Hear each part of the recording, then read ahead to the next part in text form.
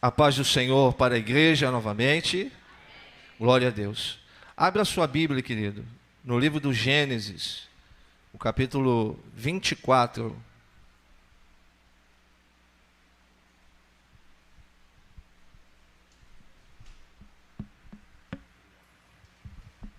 Livro do Gênesis, capítulo 24.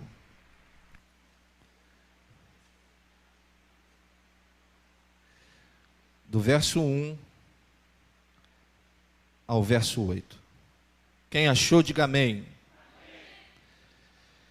Diz assim o verso 1. E era Abraão, já velho e adiantado em idade. E o Senhor havia abençoado a Abraão em tudo. E disse Abraão ao seu servo, o mais velho da casa, que tinha o governo sobre tudo o que possuía: põe agora a tua mão debaixo da minha coxa, para que eu te faça jurar pelo Senhor, Deus dos céus e da terra, que não tomarás para meu filho mulher das filhas dos cananeus, no meio dos quais eu habito, mas que irás à minha terra e a minha parentela, e daí tomarás mulher para meu filho Isaque. E disse-lhe o servo: porventura não quererás seguir-me a mulher a esta terra? Farei, pois, tornar o teu filho à terra de onde saíste? E Abraão lhe disse: guarda-te que não faças lá tornar o meu filho. O Senhor Deus dos céus, que me tomou da casa de meu pai e da terra da minha parentela, e que me falou e que me jurou, dizendo: a tua semente darei esta terra, ele enviará o seu anjo adiante da tua face, para que tomes mulher de lá para meu filho. E se a mulher, porém, não seguir-te, serás livre deste meu juramento. Somente não faças lá tornar a meu filho. A igreja poder sentar, glorificando e exaltando o nome daquele que vive e que reina para todo sempre. Amados irmãos, para mim, foi uma surpresa, porque nós temos por hábito, receber apenas uma oportunidade por culto, mas aprouve o Senhor que eu nesta noite fosse o mensageiro da palavra. Então eu quero dividir aqui com os irmãos, os irmãos sabem que pregador eu não sou, mas eu gostaria de dividir com os irmãos aquilo que Deus ele tem colocado no meu coração, e espero que assim como o Senhor ele já tem falado comigo nessa palavra, o Senhor fale contigo nessa noite. Para isso eu preciso que você fique aí orando em espírito, para que o Senhor ele tenha misericórdia de nós e venha falar ao nosso coração mais uma vez nessa noite. Amados, o livro do Gênesis, assim como uma boa parte do Antigo Testamento, ele é repleto de simbolismo, Ele é repleto de metáforas, é repleto de sombras, é repleto de tipos, porque o Antigo Testamento, ele é a preparação para o Novo Testamento. A antiga aliança, o Antigo Testamento, assim como boa parte de sua mensagem, ela é sombra, ou seja, ela tem a mensagem, preste bem atenção, ela contém a mensagem de Deus, só que essa mensagem, ela está envolta a alguns mistérios. A mensagem do Novo Testamento é uma mensagem clara, é uma mensagem objetiva, porque a mensagem do Antigo Testamento, ela apontava para aquilo que ainda seria perfeito. Por isso veio a lei, por isso veio o tabernáculo, por isso veio os profetas do Antigo Testamento, sempre apontando para frente, sempre apontando para o futuro. Então, ao ler o Antigo Testamento, nós podemos tirar da mensagem do Antigo Testamento algumas lições para a nossa vida cristã, para a nossa vida prática.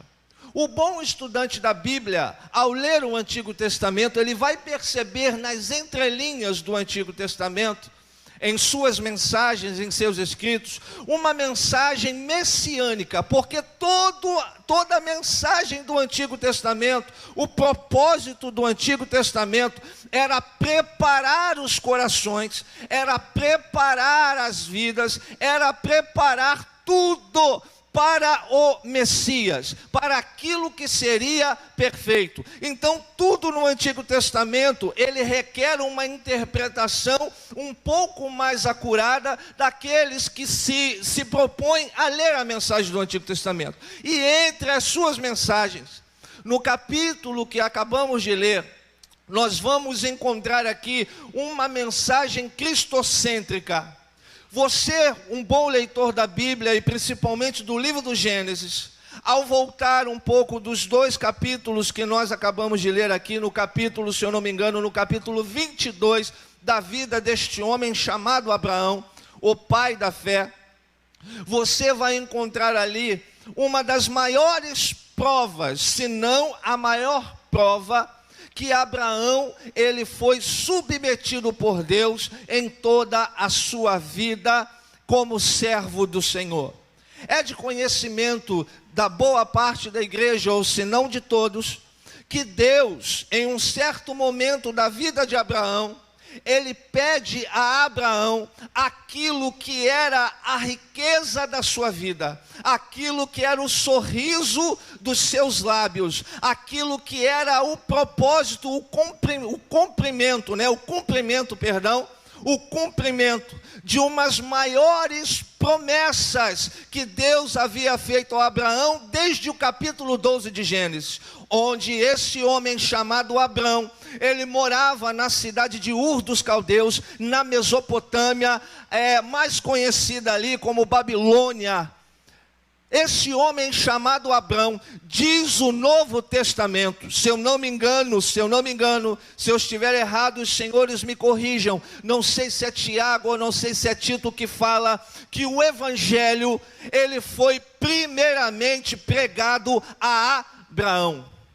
E quem foi o evangelista que foi até a cidade da Mesopotâmia, uma cidade completamente idólatra, pagã? Para vocês terem uma ideia, já nos dias de Nabucodonosor, onde essa Babilônia era o centro pagão do mundo, era o grande império da atualidade, para vocês terem uma ideia do paganismo que havia já herdado da Mesopotâmia, nos dias de Nabucodonosor, haviam aproximadamente, na cidade de Babilônia, aproximadamente 300 templos pagãos.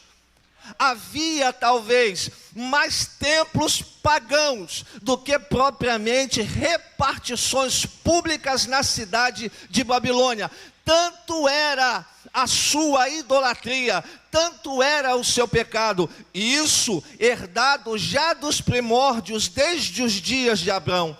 Mas aprove Deus descer dos céus. A Bíblia não nos conta como, a Bíblia não nos conta quando, a Bíblia não nos conta detalhes e pormenores de como esse evangelho foi pregado a Abraão, mas a Bíblia vai nos relatar no capítulo 12 do Gênesis, que Deus, ele aparece a Abraão com uma mensagem direta, lacônica, sem chance para que Abraão, ele dissesse não a tal chamado. Deus, ele aparece no capítulo 12 falando para Abraão o seguinte: Abraão, sai da tua terra, da tua parentela, da casa de teu pai, e vai para a terra que eu te mostrarei. Para você ter uma pálida ideia de quanto foi, de como foi e que tamanho foi o desafio de Abraão. Às vezes, ao lermos a Bíblia, principalmente a vida deste homem, deste patriarca, nós fazemos a ideia de que Abraão é um velhinho barbudo, né? Vestido assim, tipicamente como da época, de chinela, como diz o outro, com cajado na mão, corcunda, né? E pobrezinho. Deixa eu te falar o seguinte: Abraão era um dos homens mais ricos da cidade de Ur. A cidade de Ur era uma das cidades mais ricas da Mesopotâmia. Abraão abriu mão da sua comodidade. Abraão abriu mão de todos os bens materiais que lá prendiam Abraão em Ur para obedecer o chamado do Senhor. Por isso que Abraão, sem saber para onde ia, sem ter certeza da rota, sem ter um Uber para levar ele da Mesopotâmia até a Palestina, mais de 400, 500 quilômetros distante da cidade onde ele morava, Abraão, pela fé, ouvindo a voz do Espírito Santo, ele fala para o Senhor: Senhor, eis-me aqui. E Abraão larga tudo que estava em Ur para obedecer à voz do Deus vivo, do Deus Todo-Poderoso, para que a promessa do Senhor se cumprisse na vida de Abraão. Por isso que ele é considerado o pai da fé. Abraão não tinha promessas visíveis, ou seja, você está vendo aquela cidade lá, você está vendo aquela linda cidade lá, cidade que mana leite e mel, é para lá que eu vou te levar. Abraão não tinha isso. Abraão, diferente de Jó, Abraão, ele teve que acreditar no caráter de Deus. Deus falou, e Deus é fiel para cumprir. E mediante a essa certeza, eu vou sair de onde eu moro, largando tudo para trás, e vou em busca da promessa do Senhor.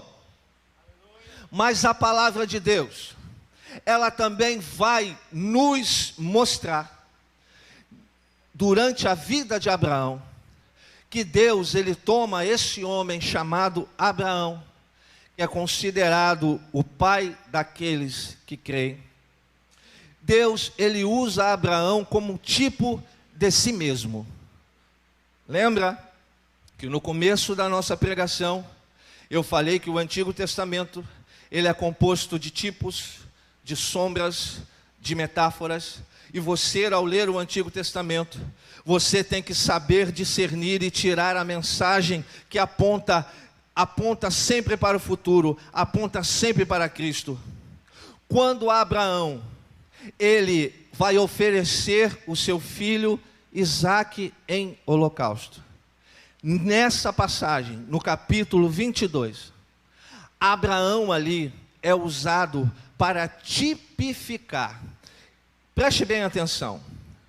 O tipo, que pode ser humano ou não humano, de Cristo, ele nunca vai ser igual ou maior do que o antítipo. Ou seja, tudo aquilo que prefigura, tudo aquilo que parece, nunca vai ser igual ao real. Estão me entendendo? Tudo aquilo que parece, nunca vai ser igual ou maior do que o real. Por isso, quando nós lemos no Antigo Testamento e vemos estas ilustrações, estas passagens que tipificam alguma coisa, você vai ver nesses tipos imperfeições. Por quê? Porque o tipo, a sombra, a metáfora, nunca é igual ao real e nunca vai ser maior que o real. Mas elas têm uma mensagem cristocêntrica mesmo assim. Abraão tipifica a Deus, que sacrificou o seu próprio filho. Só que Abraão não chegou a esse ponto, porque o sacrifício de Abraão não seria perfeito. O sacrifício de Isaque não seria perfeito. Mas a mensagem que temos em Abraão é que Abraão, ele dá para Deus o seu único filho. E Abraão estava disposto a entregar o seu filho para ser morto, porque ele sabia que mesmo dos mortos, Deus era poderoso para trazer o seu filho de volta, porque diz a palavra que Deus ressuscitou a Cristo dentre os mortos e colocou ele assentado à direita do Deus Todo-Poderoso, e vive e reina para todo sempre. A igreja pode glorificar o nome do Senhor? Então, quando nós olhamos a passagem do sacrifício de Isaque, o sacrifício que não aconteceu, porque a palavra fala, usando a boca do próprio Abraão: meu filho, fica tranquilo, Deus proverá para si o cordeiro. Deixa eu lhe falar, senhores, uma coisa. Quando Abraão, ele fala para Isaque: meu filho, Deus proverá para si o cordeiro, ele não estava falando daquele animal que estava preso pelo chifre. Abraão estava profetizando que 1000 anos, 3000, 4000 anos depois, Deus suscitaria o seu próprio filho, o cordeiro de Deus que tira o pecado do mundo, como um sacrifício perfeito e imaculado. Abraão não estava se referindo àquele animal que estava preso pelos chifres, não, porque aquele animal não era um cordeiro, aquele animal era um carneiro.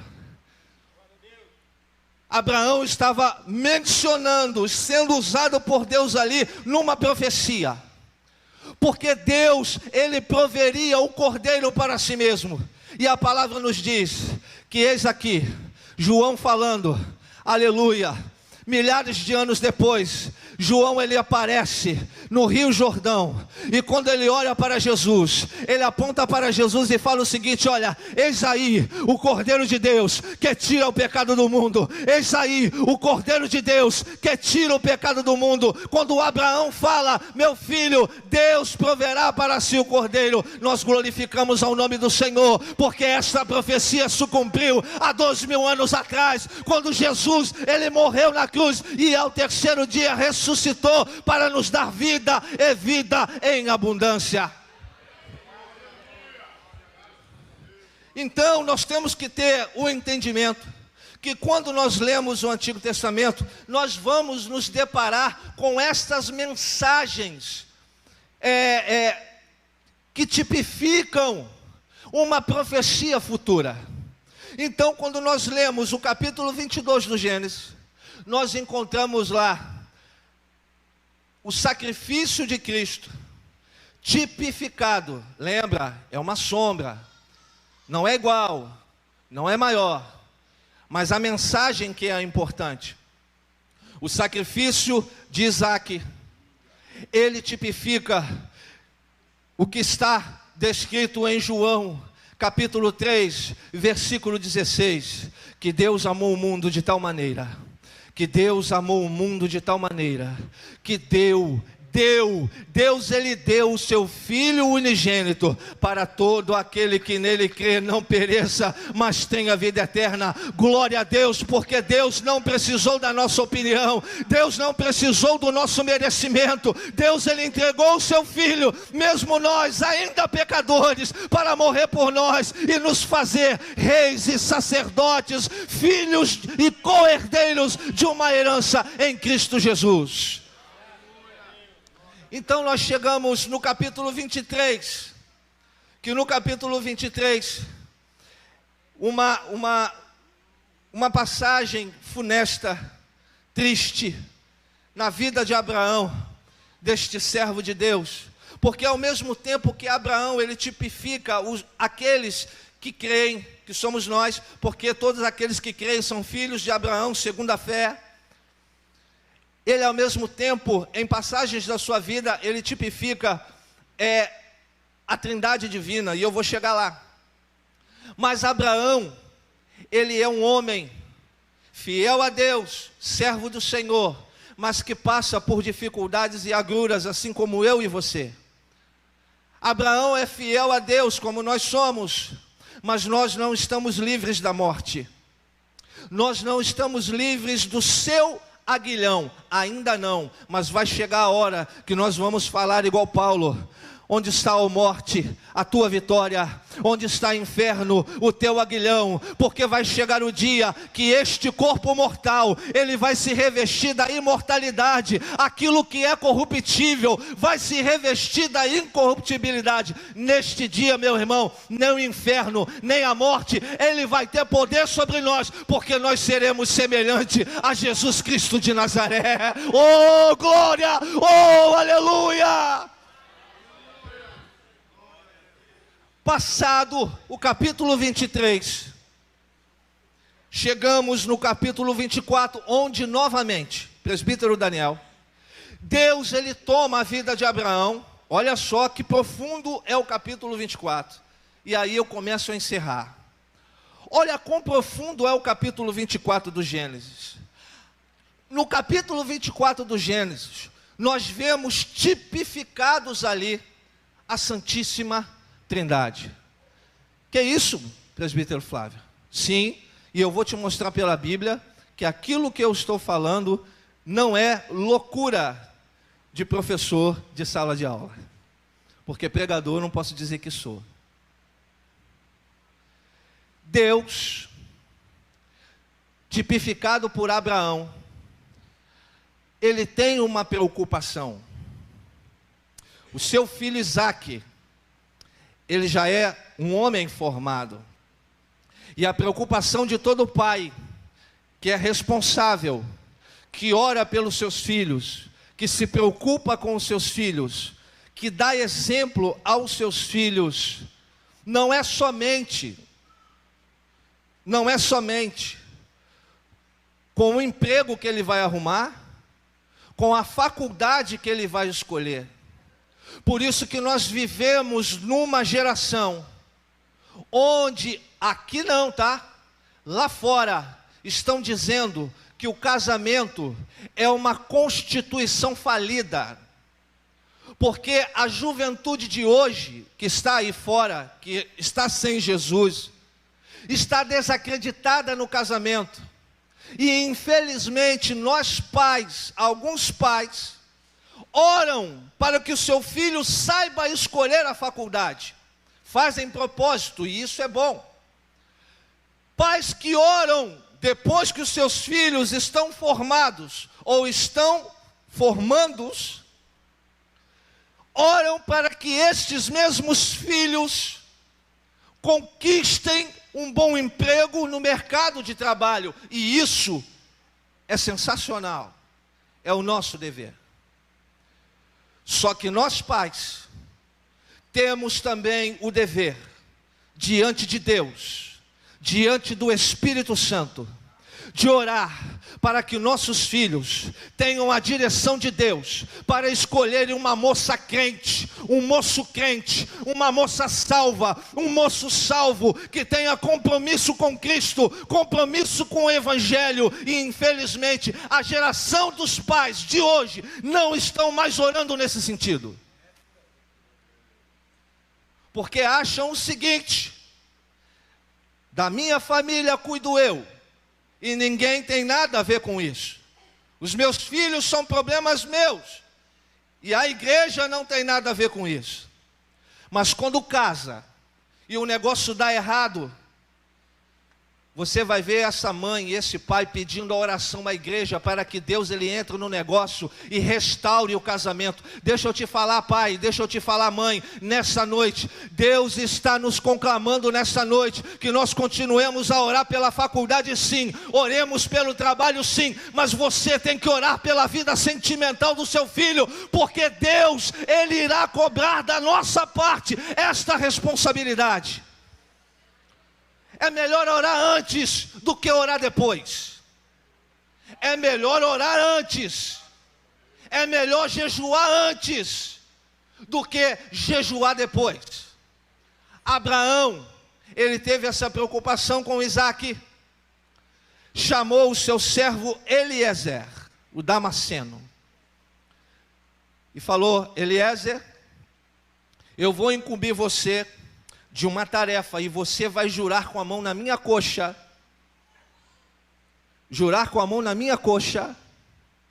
que você vai fazer o que eu estou mandando você fazer. E Eliezer falou: fala, meu senhor. Abraão falou o seguinte: olha, Eliezer, você está incumbido de buscar uma esposa para o meu filho. Você está incumbido, Eliezer, de buscar uma esposa para o meu filho. Mas você preste atenção no que eu vou te dizer. Você não vai buscar qualquer esposa. Aleluia. Você não vai buscar qualquer uma para o meu filho. Você vai voltar na casa do meu pai. Sabe aonde? Lá na Mesopotâmia. Porque a terra em que eu habito é uma terra má, de pessoas más, de pecadores. Mas você vai buscar lá na casa do meu pai, lá na Mesopotâmia, uma esposa para o meu filho. Abraão, neste momento, ele está tipificando a pessoa do pai, de Deus Pai. Isaque está tipificando a pessoa do filho, oh glória. E o Damasceno Eliezer é o Espírito Santo. E sabe quem é a noiva? A noiva é a Rebeca. Deixa eu te falar uma coisa, igreja. A primeira profecia do capítulo 22, presbítero Daniel, em que Deus enviaria o seu filho para morrer na cruz do Calvário, para comprar dentre os povos e nações, homens e mulheres de todas as línguas, raças e nações, de todas as épocas. Essa profecia tipificada no capítulo 22 do Gênesis, essa profecia, Mauro, ela já se cumpriu. A profecia do capítulo 24 do Gênesis está em pleno andamento, porque o Espírito Santo, que foi enviado por Jesus, ele está rodando os quatro cantos da terra, Rafael, e está preparando para Isaque uma noiva pura, uma noiva lavada, uma noiva preparada para o seu filho Isaque. E quantas noivas do Senhor nós temos aqui nesta noite, você pode exaltar e glorificar o nome do Senhor. Mas deixa eu te falar uma coisa. O versículo 2 a qual nós falamos, Abraão, ele fala para o seu servo Damasceno: Damasceno, toma cuidado, Eliezer, não é qualquer esposa, não é qualquer mulher. Deixa eu te falar o seguinte, irmãos, o que eu aprendo aqui, nós estamos vivendo hoje um evangelho, irmãos, que é muito fácil. Um evangelho que está muito fácil hoje.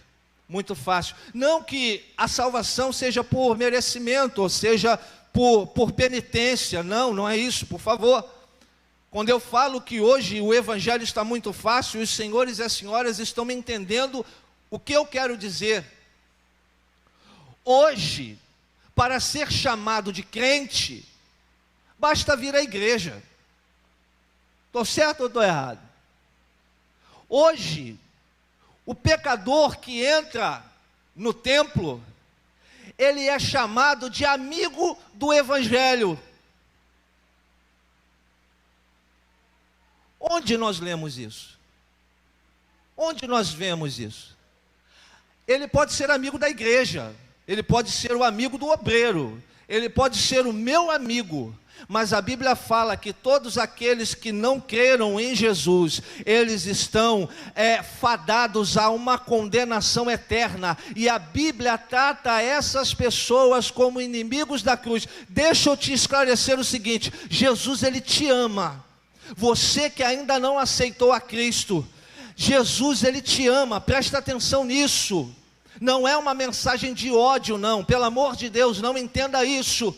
Mas eu quero que você entenda a condição daquele que ainda não aceitou Jesus como seu Salvador. Infelizmente, irmãos, existem muitas pessoas que nós amamos, pessoas que nós queremos bem, que só estão vindo à igreja, que não aceitaram a Cristo como seu Salvador, que não entregaram a sua vida para Jesus. Lamento dizer, irmãos, para você nesta noite, você pode amar esta pessoa, você pode ser capaz de dar a vida por ela, você é capaz de largar tudo em prol desta família, em prol desta pessoa. Mas se esta pessoa não entregar a sua vida para Jesus, e o Senhor pedir a sua alma hoje, o seu destino não vai ser o céu. E a igreja tem se furtado de falar esta mensagem. Nós estamos de braços abertos demais. Irmãos, quem ama, fala a verdade, pelo amor de Deus. Nós estamos fazendo um desserviço ao Evangelho, quando nós amamos o pecador e não ligamos para o pecado que ele pratica. Isso não é ser diferente. Diferente no caso aqui, irmãos, é ser igreja. Não é ser melhor do que ninguém, entenda bem. Desde quando você aceitou Jesus, desde quando nós fomos aceitos por Jesus, e nós não tivemos que largar alguma coisa? Fala para mim. Desde quando você conhece o Evangelho? Desde quando você conhece a palavra do Evangelho, em que você foi alcançado por ela, e você não teve que negar alguma coisa na sua vida? Só que a mensagem do Evangelho hoje é: não, irmãos, quem faz a obra é o Espírito Santo. Eu acredito que quem faz a obra é o Espírito Santo, desde que o Espírito Santo esteja no meio do negócio. Tratar carnalidade com carnalidade, pelo amor de Deus, irmãos. Quem é espiritual entende a mensagem do que é Evangelho. Isaac não poderia casar com qualquer uma. Segundo, Eliezer falou assim, e se essa mulher não quiser me seguir? Lembra que Eliezer tipifica o Espírito Santo. Não que o Espírito Santo seja tão democrático assim, entenda bem, nós estamos falando de uma sombra, irmãos, por favor. Se essa mulher não quiser me seguir, ela está livre do seu compromisso. Deixa eu te falar, querido, servir a Cristo é muito mais sério do que a gente imagina. Seguir a Cristo é muito mais sério do que eu penso e você pensa. Ninguém serve a Cristo por obrigação, ninguém serve a Cristo por imposição. Nós servimos a Jesus porque nós somos gratos pelo que Ele fez na cruz do Calvário por todos nós. O que nos move, presbítero Aragão, é a gratidão. É a gratidão.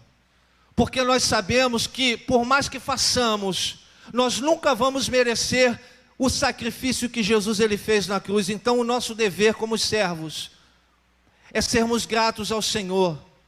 E o versículo 16 vai dizer assim, quando Eliezer está junto às águas, ele olha para aquela mulher chamada Rebeca. Ele olha para Rebeca e vê uma mulher muito formosa, ou seja, muito bonita. Se você tirar um raio-x hoje,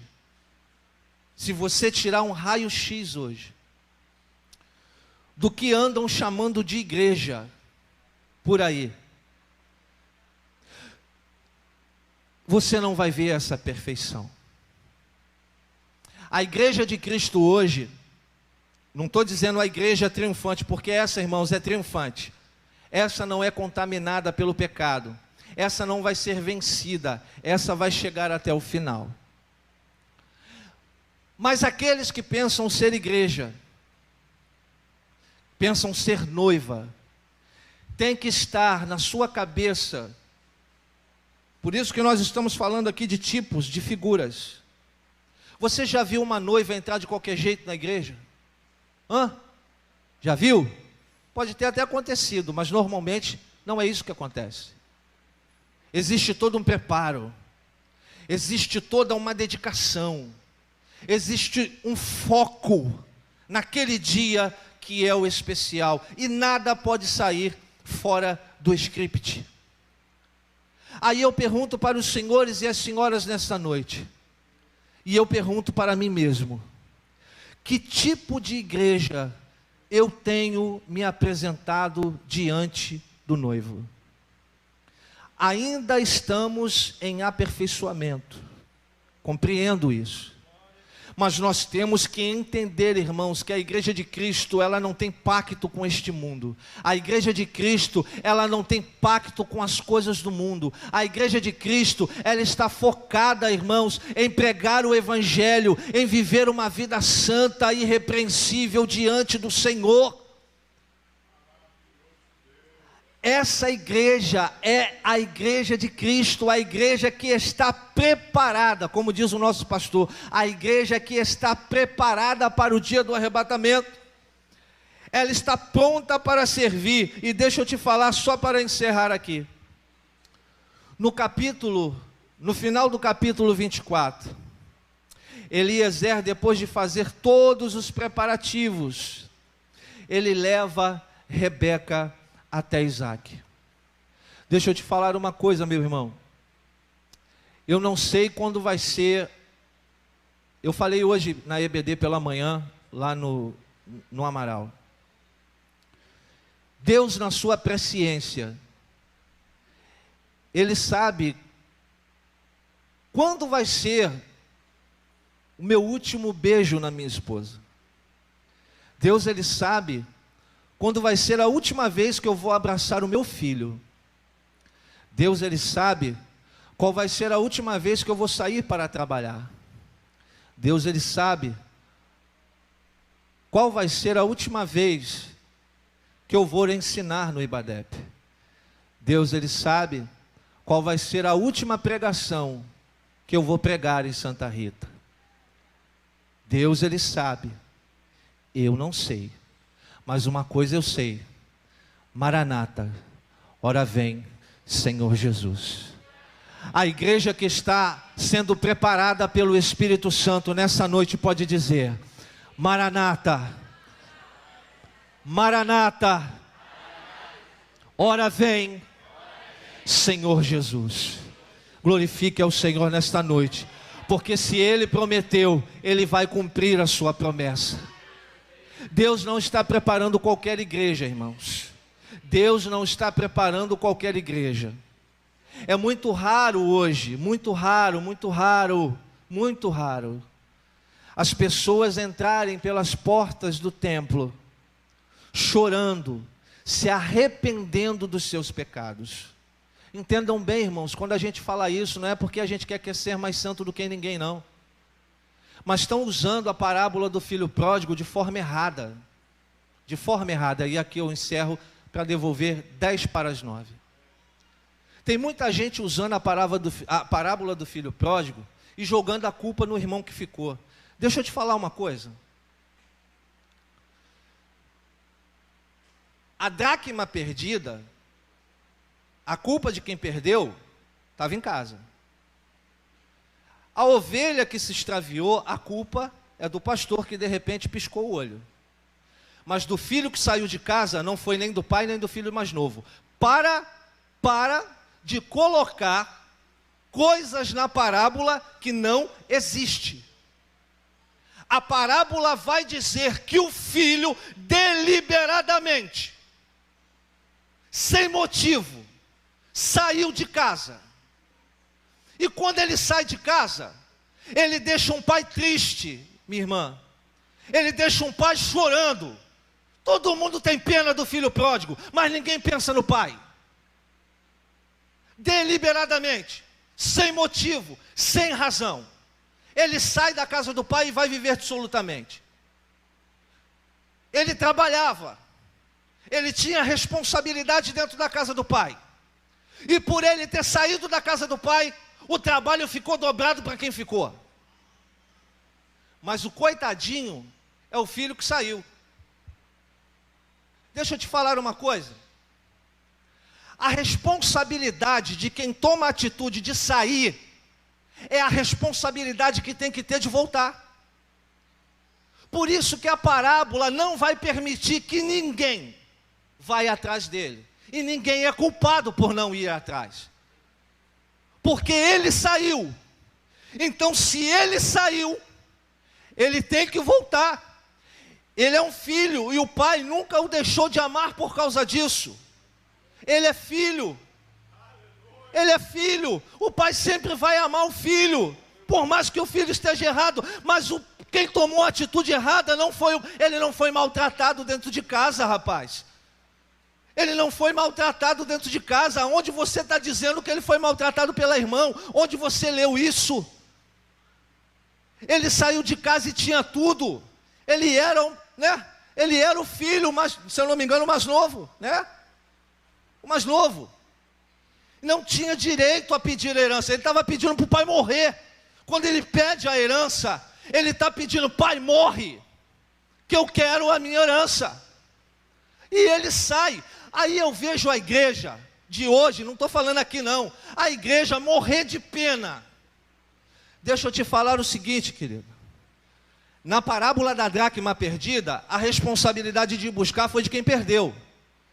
Mas na parábola do filho pródigo, a responsabilidade de voltar é de quem saiu. E o filho saiu, ele voltou, sem ninguém ir lá buscar. Porque quem convenceu ele foi o Espírito Santo. Ele era filho. E deixa eu te falar, ele era filho. Lembra de sombra, lembra de tipo, ok. Eu vou usar a mesma metodologia nessa parábola, como muitos usam. Ele era filho. Mas se ele morre perto dos chiqueiros de porco, ele ia morrer como um filho deserdado. Olha a nossa responsabilidade como pregadores. Olha a nossa responsabilidade como evangelistas, irmãos. Pelo amor de Deus. Uma pessoa que morre no pecado, irmãos, uma pessoa que morre sem Deus, ela não vai para o céu. Para com isso. Às vezes a gente quer ser mais misericordioso do que Deus. E acaba esquecendo da justiça na palavra. Não é, irmãos, mais uma vez, não é um discurso de ódio, é a palavra. Aquele que morre no pecado, irmãos, aquele que morre no erro, ele é um desobediente, ele é um filho, a condição de filho, irmãos. Quando Paulo ele fala que nós fomos feitos filhos, quando João fala que nós fomos feitos filhos, esse feitos aí é uma concessão. Você sabe o que é concessão? Ela tem condições. Ela tem condições. Para eu continuar sendo filho, eu tenho que cumprir as cláusulas deste contrato, deste acordo, destas condições. Então irmãos, pelo amor de Deus, fala para quem está desviado voltar logo para Jesus, porque Jesus está voltando.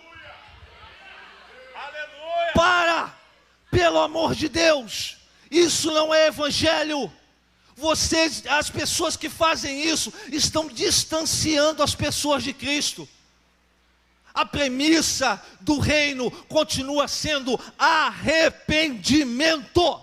Se não tiver arrependimento, não tem céu. E para fechar, já passei, descumpri o que eu prometi. Quando ele volta na porta, já vou entregar. O pai o recebe, porque é pai. Ele continua amando seu filho. Ele abraça o seu filho, Maurício. Porque do jeito que você está, Jesus ele te ama. Você saiu, foi embora, mas, irmãos, pelo amor de Deus, a coisa não acaba por aí, a tua história não terminou. Existe o recomeço. E não adianta você falar que vai parar de beber, que vai parar de se prostituir, que vai parar de cheirar, que vai parar de fumar, e depois que você parar dessas coisas, você vai voltar para Jesus, que você não vai voltar para Jesus coisa nenhuma, rapaz. Vem como estás, porque o Pai te espera. Só que tem um detalhe,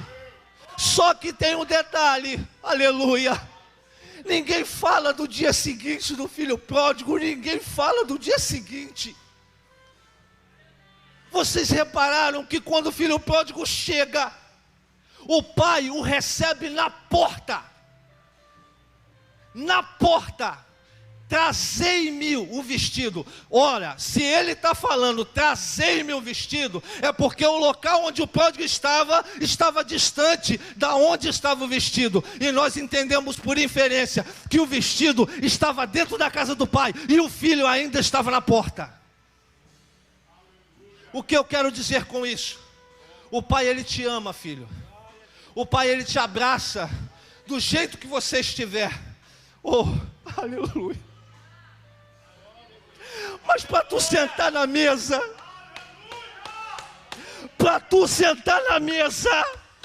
você tem que estar de acordo com as regras da casa do Pai.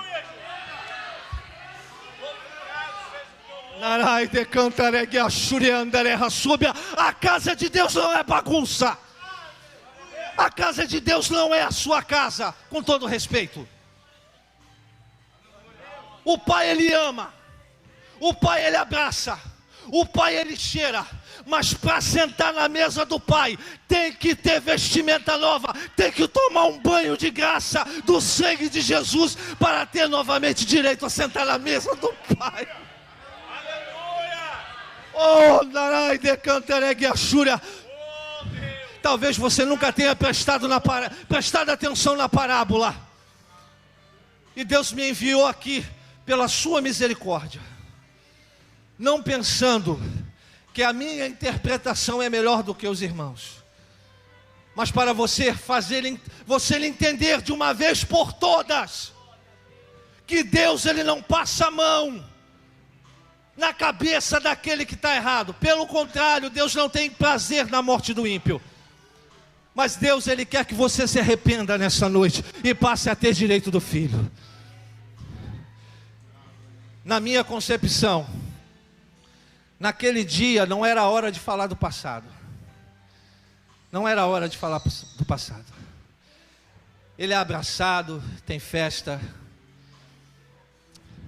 Mas vamos imaginar que a festa acaba, porque ela acaba, e todo mundo vai dormir.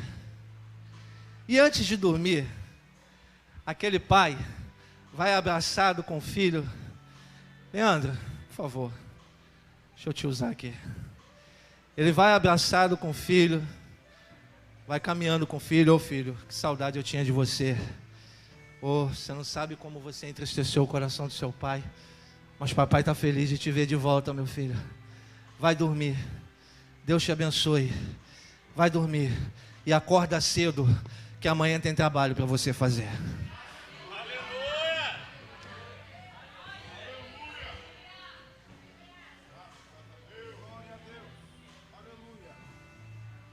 Amanhã tem trabalho. Lá fora pode ter acontecido um montão de coisa, mas dentro da casa do Pai nada mudou. O Pai continua sendo o mesmo, as regras valem para todo mundo. E que Deus te abençoe e te guarde nesta semana. E você, pródigo, que está afastado, a oportunidade está aberta. Volte para Jesus, a oportunidade está aberta. Você que está longe do Evangelho, você está longe de Jesus, vem, porque hoje pode ser o último culto. Volta para Jesus, vem. Volta para Jesus, na casa do Pai ainda há morada, vem. Vem para Jesus, vem. Cadê você? O Espírito Santo está te chamando, cadê você? Ainda há lugar. Em nome de Jesus, venha. Em nome de Jesus. Hoje pode ser a tua última oportunidade. Hoje pode ser a tua última oportunidade. Em nome de Jesus. Se não tem, amados, o Pai ainda vai estar te esperando. Mas torça para que dê tempo de você sair da onde você está e voltar para a casa do Pai. Porque o Pai pode não estar mais quando você o procurar. Que Deus te abençoe. Na terça-feira, irmãos, foi me dada a oportunidade aqui pelo segundo vice-presidente. Nós teremos um culto de adoração a Deus. A única coisa que vai mudar, irmãos, é que o culto estará na direção da mocidade, mas não é um culto de mocidade. É um culto que estará na direção dos jovens. Os jovens estarão aqui.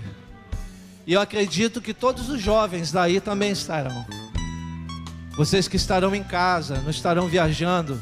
Irmãos, é terça-feira. Venha adorar ao Senhor com a gente. Venha louvar o nome do Senhor com a gente. Traga mais 5, tá? Se não puder trazer mais 5, traz você mesmo. Mas a gente vai estar esperando você aqui terça-feira, às 18h30, tá bom? Que Deus te abençoe.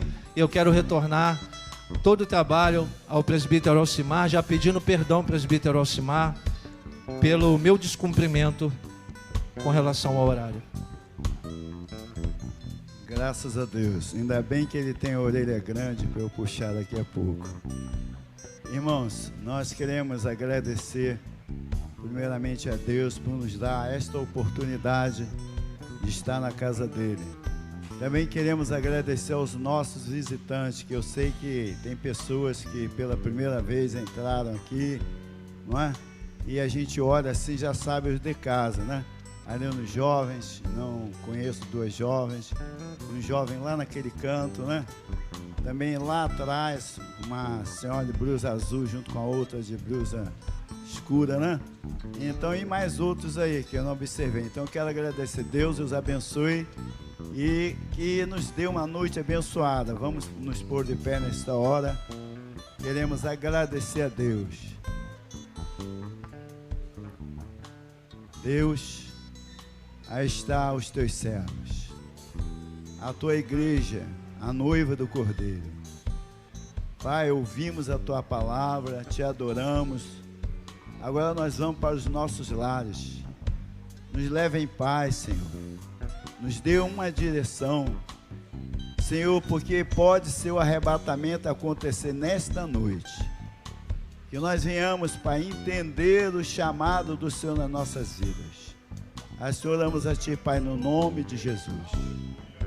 Quero comunicar aos irmãos que o nosso pastor não se encontra presente, porque ele está na congregação, viu, irmãos? Eu não sei qual delas, tá certo? E o pastor Sérgio se encontra de licença aí uns dias, tá certo? Abre a tua mão, que o amor de Deus, a graça de nosso Senhor e Salvador Jesus Cristo e as duas consolações do Espírito Santo sejam com todos nós e todos digamos, e na paz. Deus abençoe.